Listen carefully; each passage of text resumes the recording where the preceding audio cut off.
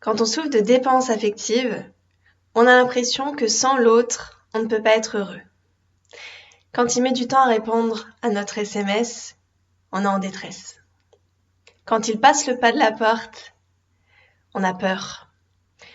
En fait, quand on souffre de dépendance affective, on a toujours cette peur derrière d'être abandonné, d'être rejeté parce qu'on n'est pas assez bien. Comme si on était toujours sur la sellette, comme si on était toujours en danger.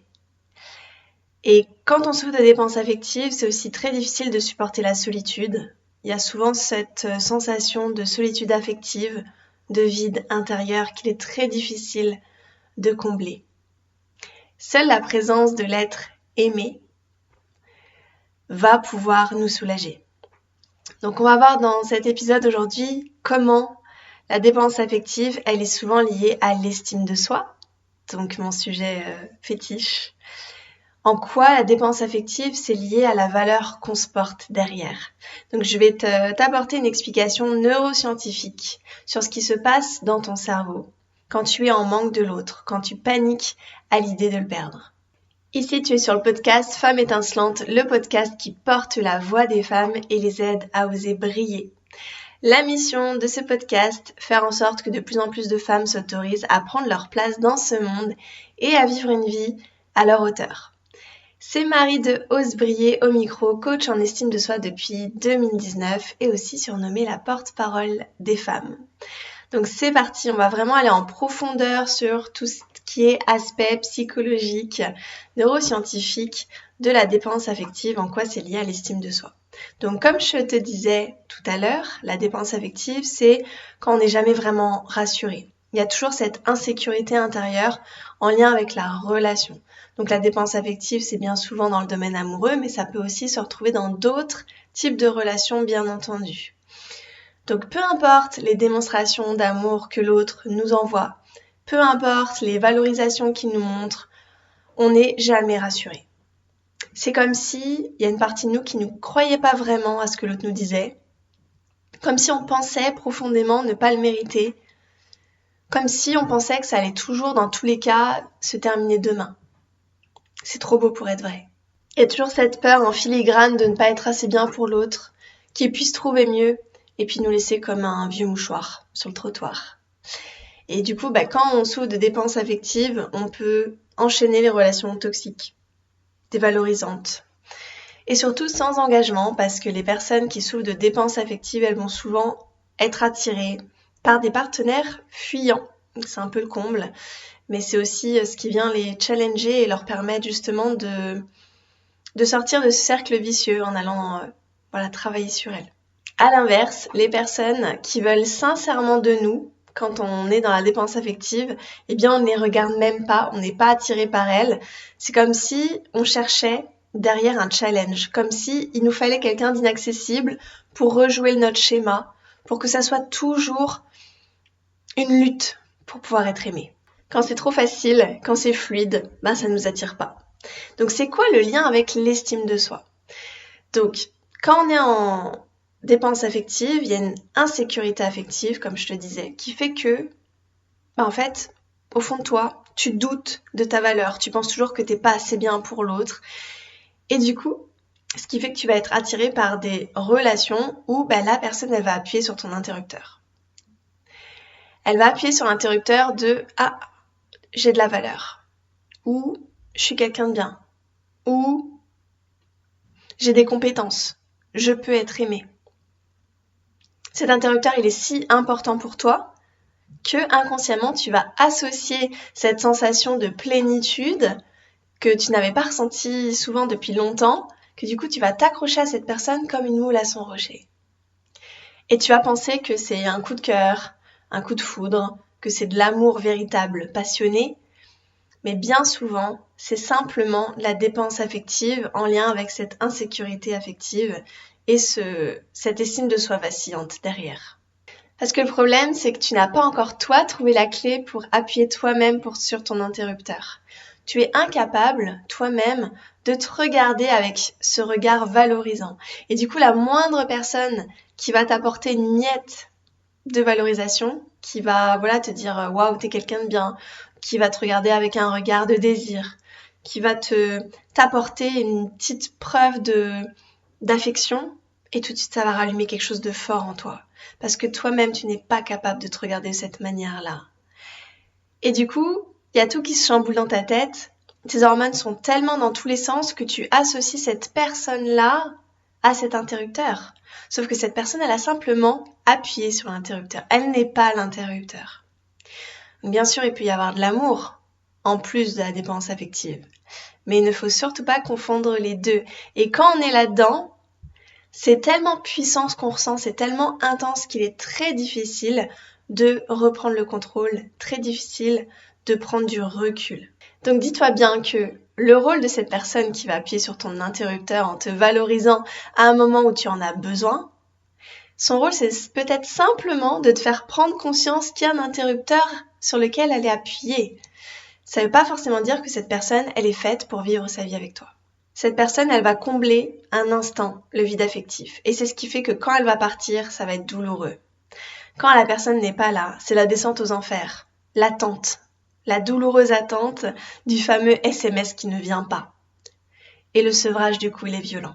C'est un peu comme une drogue, en fait, la dépendance affective, ce sont les mêmes effets. Donc, je vais t'expliquer ce qui se passe maintenant dans ton cerveau quand tu es en dépendance affective. Donc, en fait, le cerveau, il associe la validation extérieure à la sécurité quand il y a eu une insécurité affective dans l'enfance. Donc, je t'explique la base. Dans l'enfance, on dépend de nos parents pour notre survie. Donc, un enfant, son objectif, ça va être d'être aimé par ses parents pour être sûr de pouvoir survivre, pour être sûr qu'on s'occupe de lui. Donc, si les besoins émotionnels sont comblés, s'il est rassuré sur le fait que ses parents seront toujours là, via des démonstrations d'amour, la validation, la sécurité affective, et bien dans ce cas, l'enfant, il va développer une estime de soi solide. Ce qui va bien l'aider pour la suite, tu comprendras. Si ce n'est pas le cas, si les besoins émotionnels ne sont pas comblés, s'il y a des parents qui sont distants émotionnellement, affectivement, s'il n'y a pas de sécurité affective, s'il y a de l'absence émotionnelle ou physique, le cerveau il va associer que, du coup, l'amour des autres égale sécurité. Ce qui m'apporte de la sécurité, c'est justement de temps en temps cette preuve d'amour que va m'apporter mon parent. Et s'il ne me l'apporte jamais, c'est encore pire, je vais faire que attendre ça tout le temps, toute ma vie. Et c'est ce qu'on va rejouer après à l'âge adulte. Je vais chercher ma sécurité dans les preuves d'amour que m'apportent les autres. Et tout se joue là. Tous les enjeux sont à cet endroit précis. Et moi-même, je pense que je ne peux pas m'apporter cette sécurité. Ça ne peut venir que de l'extérieur. Seule une autre personne peut me sécuriser. Donc c'est ça la dépendance affective. Donc tu vois le lien avec l'estime de soi. Je ne peux pas compter sur moi-même pour ma propre sécurité intérieure. Je ne peux pas me faire confiance. Ça ne peut pas venir de moi. Et du coup, adulte, je vais toujours chercher la validation extérieure pour aller combler ce manque, pour aller me sécuriser. Sauf que c'est une illusion. Ça ne fonctionne pas comme ça. Donc, quand je fais face à une personne qui me valorise via un compliment, via des yeux doux, pleins de désir, de la validation, une preuve d'affection, cette personne qui va me regarder et me dire t'es quelqu'un de bien ou j'aime beaucoup tes yeux. Le cerveau, quand on a cette insécurité affective en lien avec l'enfance, il libère encore plus du coup de la dopamine, donc ce neurotransmetteur du plaisir.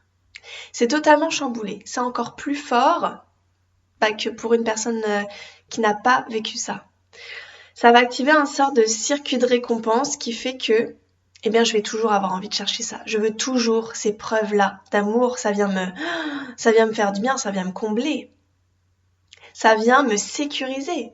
Grâce à l'autre, enfin, je me sens en sécurité. Sauf que je me sens en sécurité uniquement quand il y a ces preuves d'affection, ces preuves de validation. Quand elles ne sont pas là, ou si elles se font attendre, là je panique. Donc c'est là où il y a de la dépendance. Je deviens dépendant de ces preuves d'affection. J'en fais une obsession. Je veux toujours aller rechercher ça pour pouvoir me sécuriser.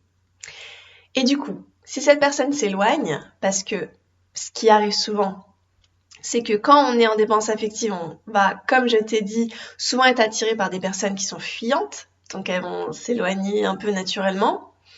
Ou alors la personne, elle va se sentir en insécurité parce qu'elle ressent l'insécurité de la personne qui est en dépendance affective. Donc elle va s'éloigner pour se protéger.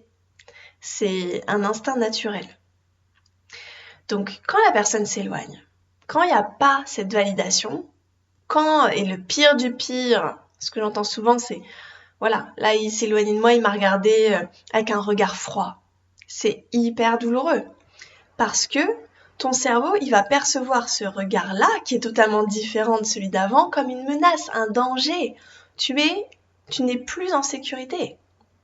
Cette personne-là qui t'a apporté de la sécurité ne t'en apporte pas là où tu en as besoin, là où tu as besoin d'être rassuré. Et du coup, c'est hyper dur et c'est ce qui fait que toi, automatiquement, tu vas encore plus chercher à ce que cette personne te valide, te donne cette preuve-là d'affection.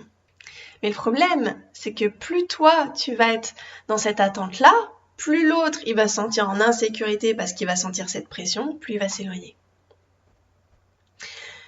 Quand tu ressens ce rejet de l'autre, ou cette absence de validation parce qu'il n'a pas répondu à ton message depuis 3 heures, ton cerveau libère du cortisol, donc l'hormone du stress. C'est ce qui fait que ça vient développer une grande angoisse, une détresse à l'idée de perdre définitivement cette personne, de faire face à la solitude affective. Tu revis ton schéma d'enfance où tu t'es senti en insécurité et que tu as eu peur d'être abandonné par tes parents et donc en danger de mort. Tu revis le même schéma, le même scénario que quand tu étais enfant et du coup tu te sens en danger de mort. C'est pour ça que ça crée vraiment des grosses angoisses quand on est en dépendance affective et c'est une angoisse réelle. Ton cerveau, il associe ce que tu es en train de vivre avec ce partenaire-là comme un danger, comme si tu étais enfant et que tu n'avais pas les capacités de prendre en charge tes propres besoins. Sauf que la différence, c'est qu'aujourd'hui, tu es un adulte et tu as les capacités de prendre en charge tes propres besoins. C'est juste que tu ne sais pas te faire confiance sur comment faire. Et ça, je peux t'apprendre. Mais du coup, là où je voulais en venir pour finir, c'est que pour se rassurer, la personne qui ressent de la dépendance affective, elle va développer un comportement d'attachement excessif, bien souvent. Elle va se suradapter à l'autre. Elle va rechercher toujours cette attention. Ça peut aussi développer de la jalousie, le fameux, de l'agressivité aussi, hein, qu'on peut ressentir. Tu réponds pas à mes besoins d'amour, je suis donc agressive avec toi. Donc ça peut être un attachement excessif et en même temps, quand on vit ça plusieurs fois et que l'autre nous a rejetés, nous a abandonnés, eh bien on peut développer un deuxième comportement qui est un attachement fuyant aussi. On peut développer un peu les deux. Hein. Généralement, on se protège bien, on s'est bien blindé à force de souffrir de cette dépendance-là, que du coup, on veut plus trop s'attacher. Mais si l'autre personne, elle a réussi à passer certaines barrières et qu'elle a réussi à vraiment faire en sorte qu'on se sente en sécurité suffisante pour s'attacher, eh bien là, on peut basculer. C'est pour ça qu'on dit c'est souvent tout ou rien, hein, dépendance affective. Si on bascule vers le tout, on bascule vers l'attachement excessif. Donc comment faire pour sortir de ça ? Déjà, j'espère que le fait de comprendre ça, ça te permet à toi de ne pas culpabiliser, de comprendre que c'est hyper dur de reprendre le contrôle quand on est dans ce type de situation. Et en même temps, ça peut te permettre aussi de prendre du recul en te disant « Ok, là, c'est mon cerveau qui fonctionne de cette manière-là par rapport à ce que j'ai vécu dans mon enfance. Aujourd'hui, la situation est différente. Je ne suis pas en danger. Si cette personne s'éloigne parce qu'elle ne voit pas ma valeur, parce qu'elle ne voit pas ce qu'on pourrait vivre ensemble et qu'elle ne se projette pas avec moi, eh bien c'est que ce n'est pas la bonne personne. Souviens-toi que tu mérites le meilleur. Souviens-toi que tu as des besoins autres que tes besoins d'amour et que l'ensemble de tes besoins doivent être comblés dans ta relation amoureuse. Comblés par toi-même mais aussi par ton partenaire, ta partenaire. Il y a tout ça à prendre en compte. Il n'y a pas que ce que tu ressens pour l'autre, il y a aussi tout le reste. Et tu mérites tout. Donc il faut reprogrammer ton cerveau pour que tu puisses justement toi-même créer ta propre sécurité intérieure. Et ça passe justement par le fait de renforcer ton estime de toi. Savoir que tu es une belle personne et que tu n'as pas besoin de la validation extérieure pour savoir que tu as de la valeur, pour savoir que tu es quelqu'un de bien et que tu mérites la cerise sur le gâteau et le gâteau en entier. Pas que des miettes. Donc on appelle ça aussi se reparenter dans le domaine psychologique, c'est-à-dire jouer le rôle de son propre parent pour assurer justement sa propre sécurité. Donc ça passe par le fait d'avoir un dialogue intérieur bienveillant, doux, arriver à se donner de l'amour même si ce n'est pas facile parce qu'on pense qu'il n'y a que quelqu'un d'autre à l'extérieur qui peut nous donner ça. Mais je t'assure que toi-même, tu es capable de t'apporter ça. Il te faut simplement apprendre à toi-même t'auto-nourrir. Et ça, je peux te l'enseigner.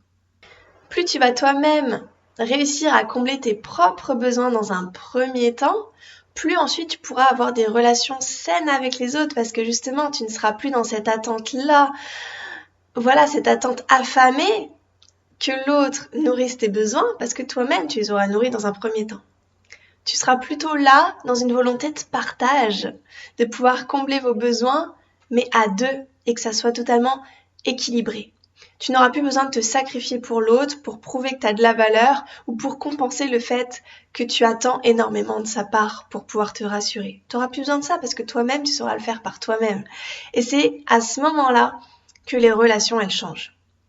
Que ce soit ta vie amoureuse ou tes autres relations de manière générale. Il y a tout qui change parce que c'est beaucoup plus sain et équilibré.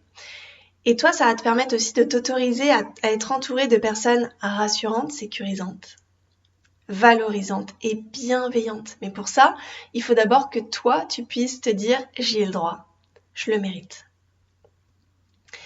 Pour pouvoir aussi sortir de la dépense affective parfois, il faut en passer par réguler aussi le système nerveux. Ça, c'est quelque chose dont j'ai pris conscience il y a environ 2 ans, c'est que justement quand on est dans une insécurité affective, on a besoin parfois aussi d'aller réguler tout ça parce que tout le système intérieur, il a été en détresse pendant trop longtemps. Et du coup, il bascule très vite dans cette anxiété. Donc il y a peut-être aussi, à voir s'il y a quelque chose de l'ordre de l'anxiété de manière générale, mais il va peut-être falloir aussi réguler le système nerveux. Donc c'est une option que toi, tu peux explorer de ton côté, voir si ça te parle pour pouvoir sortir du stress, de l'anxiété et remettre ton corps dans un état sécure, te sentir bien à l'intérieur de toi. Et aussi, bien quand tu es seul. Expérimenter progressivement que quand tu es seul, tu es en sécurité. Tu es adulte, tu peux prendre soin de toi. Et c'est pas parce que là, cette personne-là peut-être s'éloigne, ou que tu vis une période de célibat et que c'est dur, que ça va forcément durer. C'est simplement une période. Et plus toi, tu vas faire du mieux pour être bien et mener une vie qui te plaît dans ces moments-là, plus vite, tu vas pouvoir attirer aussi un amour qui te fait du bien. Tout ça, c'est vraiment l'effet miroir. C'est prendre soin de soi d'abord pour ensuite pouvoir attirer le meilleur quand tu as pris conscience que tu le méritais profondément. On passe de « je ne suis pas assez » à « je suis assez ». Je suis complète. Je sais ce que je veux. Je sais ce que je vaux et je vais l'attirer à moi. J'ai confiance que ça arrivera à moi bientôt. Souviens-toi pour finir que en chaque femme il y a un joyau, en chaque femme il y a une reine. Et peut-être que ces paroles-là aujourd'hui te parlent pas encore parce que ça te paraît trop loin, trop haut pour toi. Et je le comprends. Essaye de éventuellement modifier cette phrase-là pour te l'approprier, faire quelque chose qui te paraît plus accessible. Te l'autoriser toi, faire un premier pas vers « je me l'autorise ». Je m'autorise une vie meilleure. J'arrête d'accepter l'inacceptable. Je me donne à moi en premier. Si cet épisode de podcast t'a plu, n'hésite pas à partager autour de toi. N'hésite pas à t'abonner aussi si tu n'es pas encore abonné au podcast sur ta plateforme d'écoute préférée ou sur YouTube si tu es sur YouTube. Sur le thème de la dépendance affective, si ces mots t'ont parlé, vraiment je t'invite à t'abonner au programme gratuit pour te libérer de la dépendance affective. Je t'ai mis le lien juste en dessous. C'est une vidéo où je t'explique vraiment ce qui se passe par rapport à la dépendance affective en toi et comment concrètement t'en libérer. D'ici là, prends bien soin de toi, chère étincelante. Je t'embrasse.